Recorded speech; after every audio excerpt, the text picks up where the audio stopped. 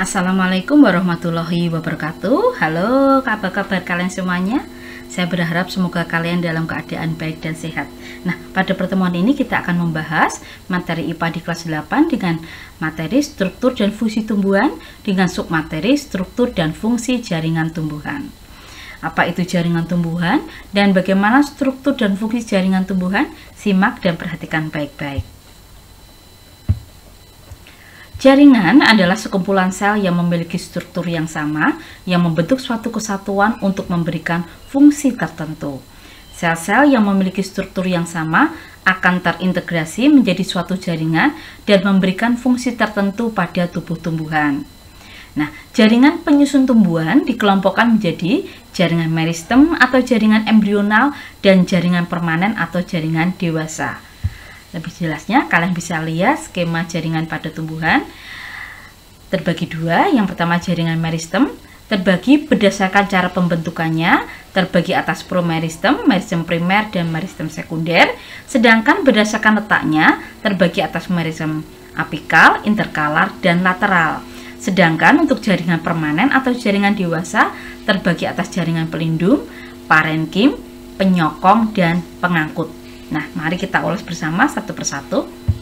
Kita mulai yang pertama adalah jaringan meristem atau jaringan embrional. Adalah jaringan yang sel-selnya membelah secara mitosis yang menyebabkan tumbuhan mengalami pertambahan tinggi dan volume. Sel-sel meristematik tersebut aktif membelah sehingga menghasilkan sel-sel anakan yang banyak. Berdasarkan asal pembentukannya terbagi menjadi tiga, promeristem, jaringan meristem primer, dan jaringan meristem sekunder. Kita mulai yang pertama adalah promeristem. Promeristem adalah jaringan meristem yang telah ada ketika tumbuhan masih dalam tingkat embrio. Contohnya pada lembaga biji tumbuhan. Kemudian yang kedua, meristem primer. Merupakan jaringan meristem pada tumbuhan yang sel-selnya aktif membelah. Umumnya terdapat pada ujung batang dan ujung akar dan menyebabkan pertumbuhan primer pada tumbuhan atau pertumbuhan vertikal atau perpanjangan akar dan batang. Kemudian yang ketiga adalah meristem sekunder. Adalah meristem yang berasal dari sel-sel dewasa yang berubah sifatnya menjadi merismatik kembali. Contohnya pada kambium pembuluh atau kambium vaskuler dan kambium gabus atau velogen. Sekarang kita lihat ke kambium pembuluh atau kambium vaskuler.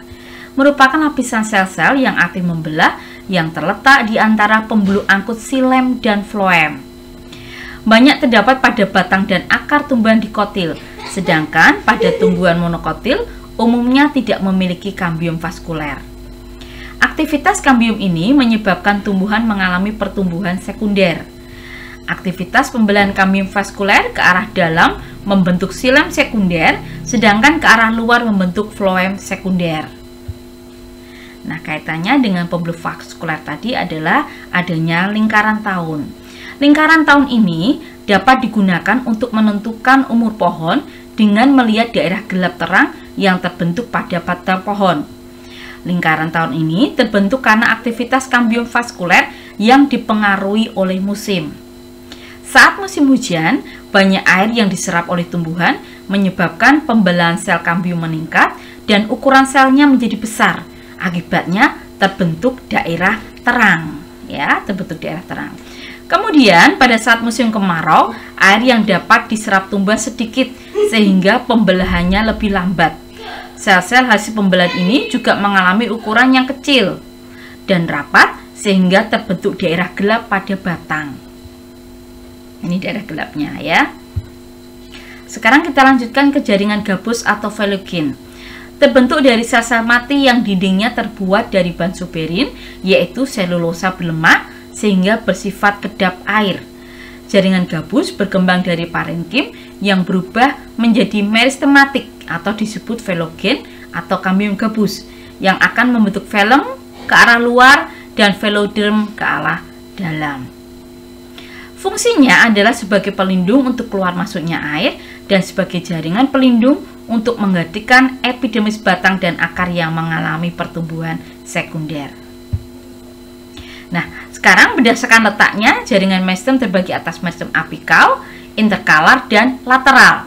Meriskem apikal, meriskem yang terdapat pada ujung akar dan batang. Meriskem apikal selalu menghasilkan sel-sel untuk tumbuh memanjang. Sedangkan meriskem interkalar yang terletak di antara jaringan dewasa dan jaringan primer menyebabkan pemanjangan batang lebih cepat. Contohnya pada batang rerumputan. Lanjut, meriskem lateral. Meriskem yang menyebabkan pertumbuhan sekunder. Meriskem lateral disebut juga dengan kambium. Terletak di permukaan bidang yang sejajar dengan akar dan batang. Nah, kalau tadi jaringan meristem sudah, sekarang kita ke yang kedua, yaitu jaringan dewasa atau permanen. Jaringan dewasa atau permanen merupakan jaringan yang bersifat non-meristematik atau tidak aktif membelah. Jaringan ini berasal dari pembelahan sel-sel meristem primer dan meristem sekunder yang telah mengalami diferensiasi atau perubahan bentuk sehingga mempunyai fungsi tertentu. Berdasarkan fungsinya, jaringan dewasa dibedakan menjadi 4, yaitu jaringan pelindung, jaringan dasar, jaringan penyokong, dan jaringan pengangkut. Nah, mari kita ulas satu persatu.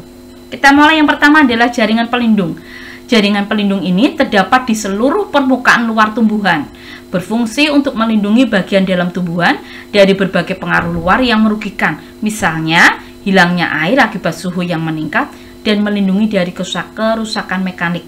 Contohnya yang termasuk jaringan pelindung adalah jaringan epidermis. Jaringan epidermis ini dapat mengalami beberapa modifikasi, misalnya berupa stomata, trikoma, spina, filamen, sel kipas, dan sel kersik. Gambarnya sudah ada di sini ya.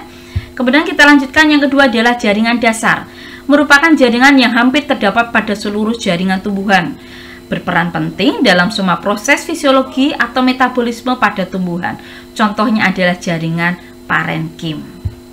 Nah, kita lihat ini adalah gambar jaringan parenkim. Cirinya adalah selnya merupakan sel hidup yang berukuran besar dan tipis dan berbentuk segi enam. Memiliki banyak vakula dan ruang antar sel dengan sel-selnya tidak rapat. Dapat berdiferensiasi menjadi jaringan parenkim lain, misalnya pada buah dan umbi, parenkim berdiferensiasi menjadi parenkim cadangan makanan. Nah, pada daun berdiferensiasi menjadi jaringan palisade dan jaringan bunga karang yang berfungsi untuk proses fotosintesis. Berikutnya, yang ketiga adalah jaringan penyokong atau penguat. Merupakan jaringan yang berperan untuk menunjang bentuk tubuh tumbuhan. Berdasarkan bentuk dan sifatnya, dibedakan menjadi jaringan kolenkim dan jaringan sklerenkim. Jaringan kolenkim berfungsi untuk menyokong bagian tumbuhan yang masih muda. Sel-sel jaringan kolenkim memiliki dinding sel yang mengalami penebalan namun tidak merata. Terdiri dari selulosa dan pektin. Sel biasanya bulat dan tidak ada ruang antar sel. Sedangkan jaringan sklerenkim merupakan jaringan penguat yang bersifat permanen dan berfungsi untuk menyokong tubuh tumbuhan yang sudah tua.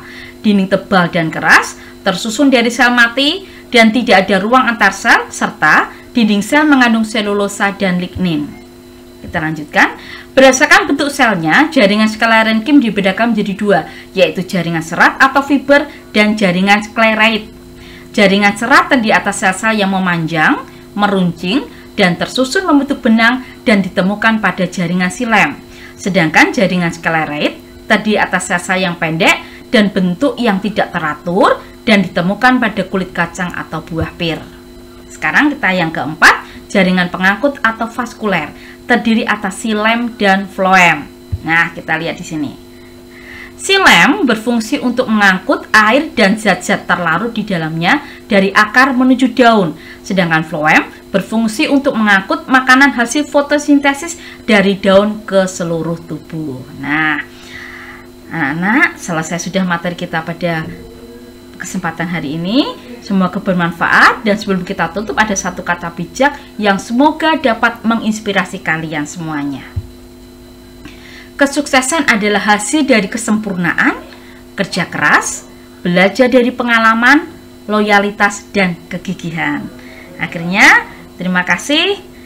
Assalamualaikum warahmatullahi wabarakatuh, dan sampai ketemu lagi untuk video pembelajaran berikutnya.